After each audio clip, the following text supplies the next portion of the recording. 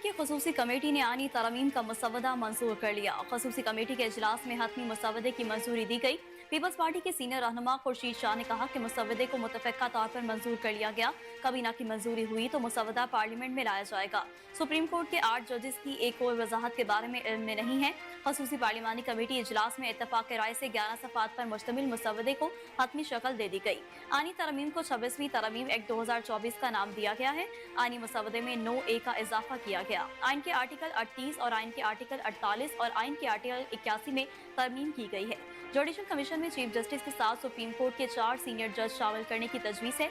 मुजवजा तरमीम में कहा गया है कि वजीर कानून, अटॉर्नी जनरल, पाकिस्तान बार के नामजद 2 वकील जुडिशल कमीशन के रुकन होंगे। जुडिशल कमीशन में कौमी असम्बली और सेनेट के 2 अरकान शामिल करने की भी तजवीज़ है।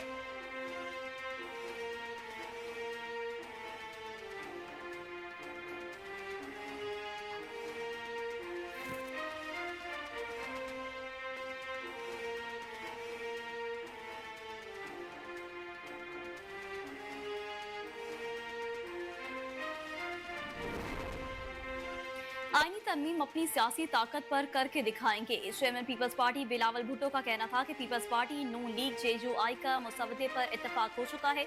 हम जल्द आइन साजी को मंजूर कराने की पोजीशन में होंगे। JUI ने हमेशा आइन साजी में साथ दिया है। इत्तफाक राय के बाद जो शिकायत सामने आई है उनकी मजम्मत करते हैं। मौलाना के जायज मुतालबात कल वज़ीर-ए-आज़म के सामने रखे थे। उम्मीद है कि वज़ीर-ए-आज़म मौलाना के मुतालबात पूरे करेंगे। बैसाख जमहूरियत में किए वादे पूरे करने जा रहे हैं। हम आइन साजी की तरफ बढ़ते जा रहे हैं। इत्तफाक राय तकरीबन हो चुका है। मेरी कोशिश है कि ये आनी तरमीम बगैर लोटों के करवाऊं। मौलाना से हमारी बात हुई है। उम्मीद है मौलाना हमारा साथ देंगे। पाकिस्तान पीपल्स पार्टी और मौलाना फजलुर रहमान की पार्टी ने 1973 से आइन के लिए जिद्दोजहद की। JUI के चंद तहफ़्फ़ुज़ात हैं, दूर कर देंगे। बिलावल भुट्टो सरदारी की सरबराही में पीपल्स पार्टी की मुश्तरका पार्लिमानी का इजलास। शोहदाए कारसाज को खराज अकीदत पेश किया गया और शोहदाए कारसाज के लिए दुआ भी की गई।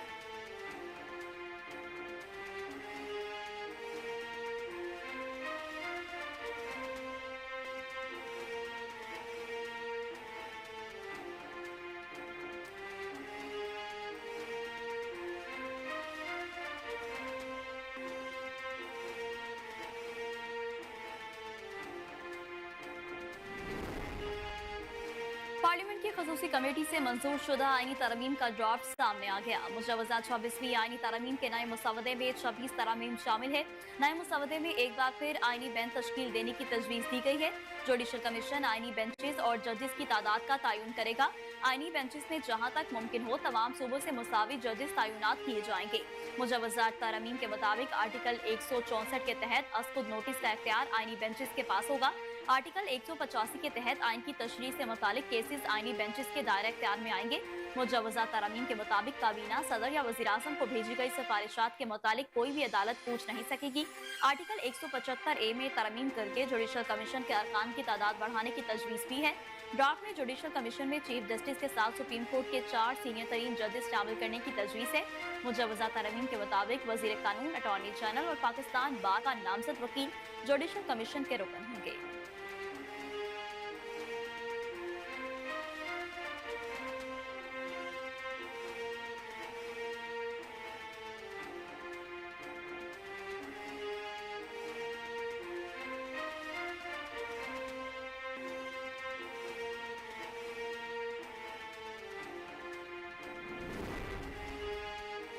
PTI को मखसूस नशिस्तें देने के मामले पर सुप्रीम कोर्ट के अक्सरती जजेस ने एक और वजाहत जारी कर दी। जजेस की जानिब से वजाहत में कहा गया है कि मखसूस नशिस्तों का मुख्तसर फैसला जारी होने के बाद हुई तरमीम का इलेक्शन कमीशन पाबंद नहीं, फैसले पर अमल करना होगा। इलेक्शन कमीशन की दरख्वास्त पर 8 जजेस ने वजाहत जारी की। जजेस ने राय दी है कि इलेक्शन एक्ट में तरमीम से 12 जुलाई का फैसला गैर मौसर नहीं हो सकता। इलेक्शन एक्ट में तरमीम का इतलाक माजी से नहीं होगा। इलेक्शन कमीशन मजीद कोई वजाहत मांगे बगैर अदालती फैसले पर अमल दरामद का पाबंद है। सुप्रीम कोर्ट के अक्सरती जजेस का अपनी वजाहत इलेक्शन कमीशन को भिजवाने का हुक्म। उधर इलेक्शन कमीशन ने मखसूस नशिस्तों के मामले पर मुशावरत जारी रखने का फैसला किया है।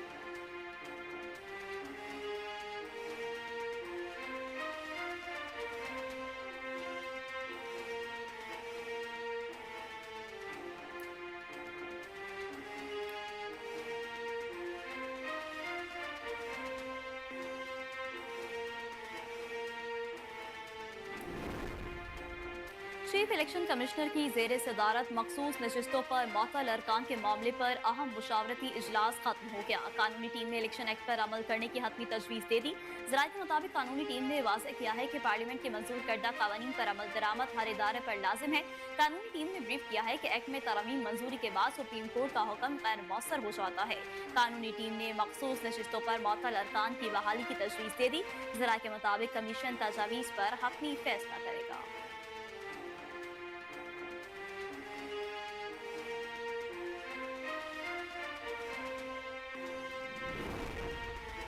फलस्तीन की मुजाहमती तहरीक हमास ने इसराइली हमले में याह्या सवार की शहादत की तस्दीक कर दी। हमास के नायब सरबराह खलील अल हय्या ने तस्दीक की है कि याह्या सवार इसराइली फोर्सेस से बहादुरी के साथ लड़ते हुए जामिल शहादत नोश फरमा गए हैं। याह्या सवार की शहादत से फलस्तीनी मुजाहमती तहरीक ने मजीद जोश पकड़ लिया है। याह्या सवार की शहादत कासिब इसराइल के लिए तबाही का पैगाम साबित होगी। इसराइल ने याह्या सवार की शहादत से कबल आखिरी लम्हात की वीडियो जारी कर दी। हमास के नायब सरबराह का मजीद कहना था कि याह्या सवार शहादत के अजीम मकाम पर फाइज हुए। वो अपनी आखिरी सांस तक काबिज फौज के सामने डटे रहे और दुश्मन से लड़ते हुए शहीद हुए। याह्या सवार हमारे अजीम शोहदा और कायदीन के काफिले का तसल्सल थे, जिन्होंने अपनी जिंदगी कौम के लिए कुर्बान कर दी। याह्या सवार ने जेल की कैद में भी दुश्मन को शिकस्त दी और रिहाई के बाद अपनी जिद्दोजहद जारी रखी, यहाँ तक कि उन्हें शहादत का आला मकाम नसीब हुआ।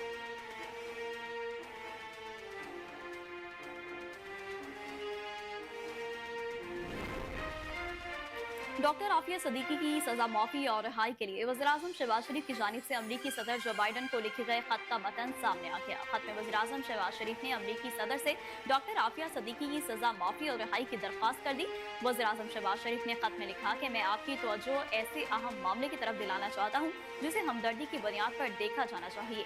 शहबाज शरीफ ने कहा कि डॉक्टर आफिया सदीकी सितंबर 2010 से अमेरिका में कैद हैं। डॉक्टर आफिया सदीकी को अमेरिकी डिस्ट्रिक्ट कोर्ट ने 86 साल कैद की सजा सुना रखी है। डॉक्टर आफिया सदीकी अमेरिकी जेल में 16 साल की कैद काट चुकी हैं। उन्होंने लिखा कि इन बरसों में पाकिस्तानी ऑफिशियल्स आफिया सदीकी से कौंसलर मुलाकातें कर चुके हैं। सब मुलाकात करने वालों ने आफिया सदीकी के इलाज की सहूलियात से मुतालिक संजीदा तहफ़्फ़ुज़ात का इजहार किया।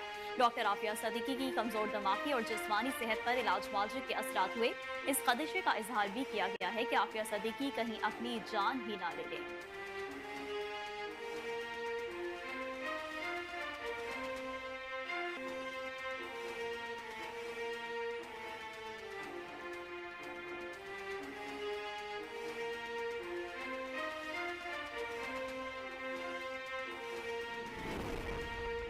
मुसलसल 6 टेस्ट मैच हारने के बाद पाकिस्तानी टीम ने जीत का मजा चख लिया। मुल्तान में होने वाले दूसरे टेस्ट मैच में पाकिस्तान ने इंग्लैंड को 152 रन से शिकस्त देकर 3 मैचों की सीरीज 1-1 से बराबर कर दी। मुल्तान क्रिकेट स्टेडियम में खेले गए मैच के चौथे रोज इंग्लैंड ने 2 विकेटों के नुकसान पर 36 रन से इनिंग्स का आगाज किया, तो महज 1 रन के इजाफे के बाद ओली पोप 22 के इनफरादी स्कोर पर आउट हुए। बाद जो रूट 18 और Harry Brook 16, Jamie Smith 6, Brydon Ford 27, Jack Leach 1 और शेब बशीर 0 रन पर पवेलियन लौटे। कप्तान बेन स्टोक की मुजाहमती इनिंग्स 37 रन तक महदूद रही। इंग्लैंड की टीम दूसरे इनिंग्स में पाकिस्तान के खिलाफ 144 रन बनाकर ऑल आउट हुई। दोनों इनिंग्स में इंग्लिश बैटर्स की तमाम विकेट स्पिनर्स ने हासिल की। पाकिस्तान की जानिब से नुमान अली ने 8 और साजिद खान ने 2 विकेटें हासिल की।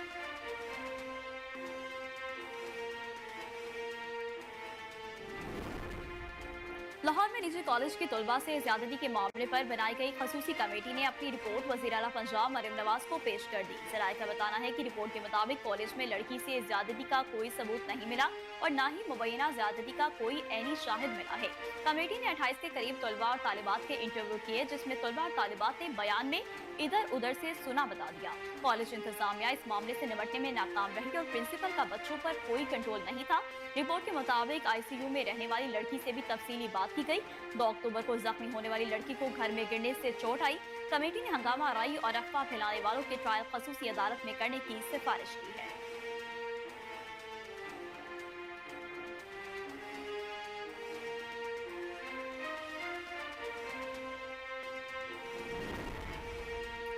सोशल मीडिया के गलत इस्तेमाल से मासूम बच्चों की जिंदगी खराब करने की कोशिश की गई। सूबाई वजीर इत्तलात अस्मा बुखारी की मीडिया से गुफ्तगू। पंजाब में मुनज़्ज़म तौर पर अमन अमान की सूरत हाल खराब करने की साजिश की जा रही है। किसी को इजाजत नहीं कि वो अमन अमान खराब करे। बगावत की कॉल से कोई इल्जाम लगा रहे हैं तो वो सबूत भी पेश करें। दूसरों की बच्चियों का तो लिहाज कर लो। अपनी सियासत के लिए इतना क्यों गिर रहे हो? मैं किसी गलत बयान को कबूल नहीं करती। किसी की बच्ची इस मुल्क में सस्ती नहीं, खास तौर पर पंजाब में किसी की बच्ची सस्ती नहीं है। सोशल मीडिया के जरिए मुल्क में लाइन ऑर्डर को खराब करने की कोशिश की गई। वालिदैन पुलिस स्टेशन के बाहर खड़े होकर रुल रहे हैं। 9 मई वाली लूट मार की गई। तहरीक फसाद पार्टी आज मासूम बनने की कोशिश कर रही है। पीटीआई सोशल मीडिया अकाउंट्स के जरिए मुहिम चला जा रही है। अपने मुल्क पर बगावत को फर्ज करार दिया जा रहा है। वालिदैन, उसातिज़ा और मीडिया अपनी अपनी जिम्मेदारी पूरी करें।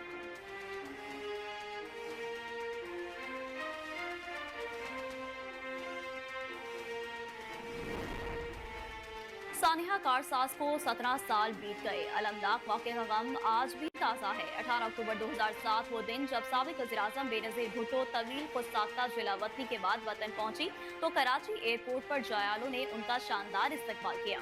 अवाम के ठाटे मारते समुद्र के बायस बेनज़ीर भुट्टो के खसूसी ट्रक ने कारसाज तक का मिनटों का सफर कई घंटों में तय किया तो यके बाद दीगरे 2 जोरदार धमाके हुए। धमाकों ने तमाम खुशियां क़यामत सुगरा में तब्दील कर दी। धमाका होते ही ऐसी अफरा तफरी मची कि हर तरफ सिर्फ चीखों पुकार और एम्बुलेंसेस के सायरन गूंजे थे। इस अफसोसनाक वाक़े में 180 से ज्यादा अफराद जाँ भाग जबकि सैकड़ों जख्मी हुए।